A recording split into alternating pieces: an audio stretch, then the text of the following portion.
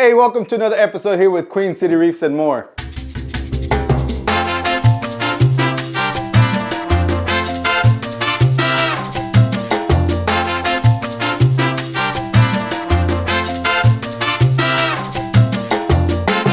Before we get started, today's video really is going to be about this Tunze Comline 9001, which is considered to be Nano Skimmer. We're actually going to use this on this 28-gallon reef tank that we have right here. But before we get to that, I want to show you something. Can you tell what it is that we have here?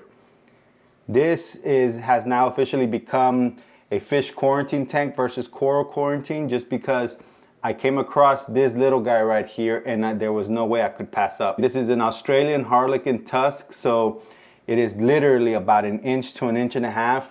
It is very small. I got it from one of our local fish shops under the sea. I'm not sure those that are local to the Charlotte area. I'm not sure if you've been to Matt's new location. He actually moved and now is in a bigger location, now offering both freshwater and saltwater. We're definitely going to be doing a store tour at his new location so that y'all can actually get familiar with that. That being said though, look at this guy. I don't know how fast these guys grow. While he's this size, he's gonna be in this quarantine tank for at least 60 days. Then I'm going to move him to the tank where we're going to put the skimmer at, the 28-gallon, and he's going to be in there for a while until he outgrows that tank and eventually end up moving him over to the Mega Matrix. For now, I'm going to feed him. Let's take a look at that.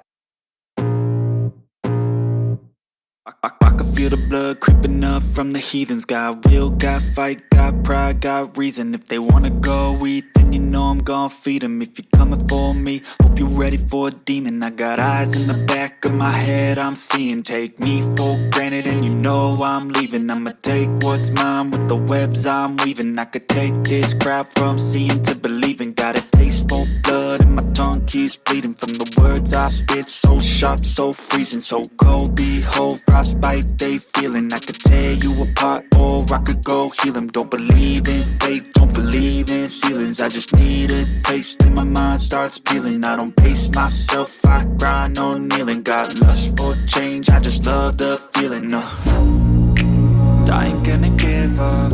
Got too little time, I'ma live up. Alright, so I'm excited about the harlequin tusk. I've never really seen them that small ever, especially from Australia.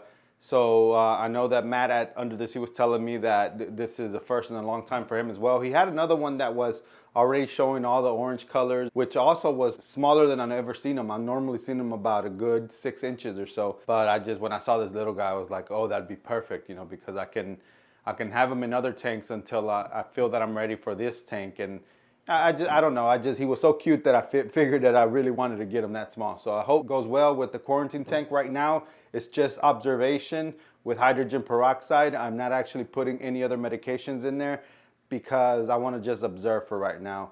I've never really mastered the whole copper or any other medication. So really, I'm not as comfortable as I wish I would be.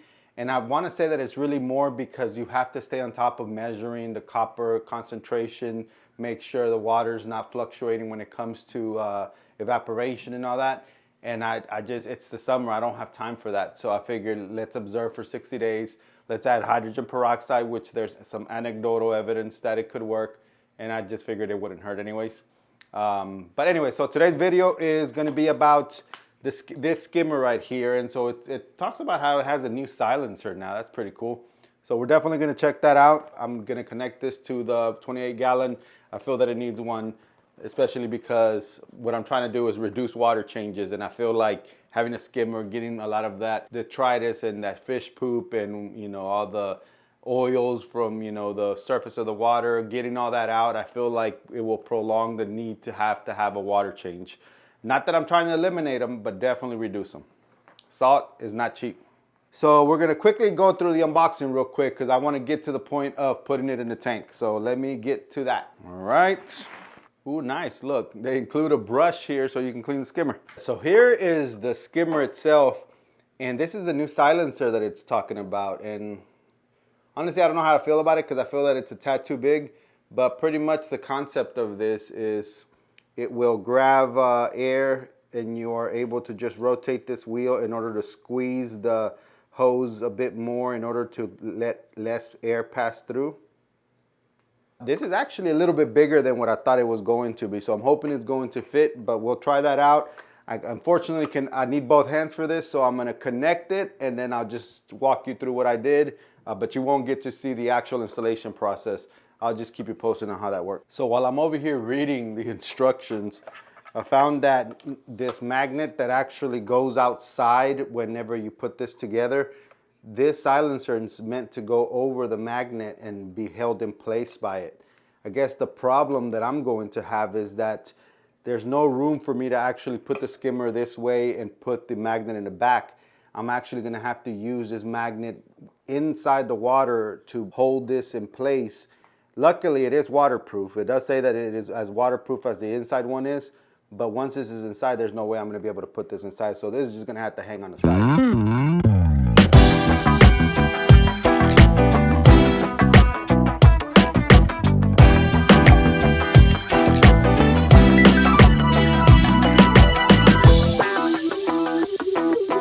All right, Reefer, so it's actually been 3 days now since I've installed this skimmer, and let me tell you, I have a little bit of mixed feelings. I still got to give it some time, but as a short-term review, I got to show you what's exactly going on, and then we'll give you another review in about, a few months from now, and I'll let you know my final thoughts. But for now, I'm just having a little bit of trouble adjusting the actual skim that it makes, and so I've gotten a lot of wet skim, and as you'll see right now, let me show you what it's done so far, and then we're going to end this video. All right, so here is the skimmer itself. I'm gonna go ahead and open this lid and show you exactly what it's done so far. And as you can see, there's a lot of skimmate there, but it's very wet skimmate. And then you'll see the bubbles right there in the middle that it from time to time they come up and they create a lot of skim. As you can see, wet skim though. I'm more of a medium to dry skim, so I don't know if these nano skimmers can create such, because I'm having sort of the same issue with the bubble maggots that I have in my other nano aquarium.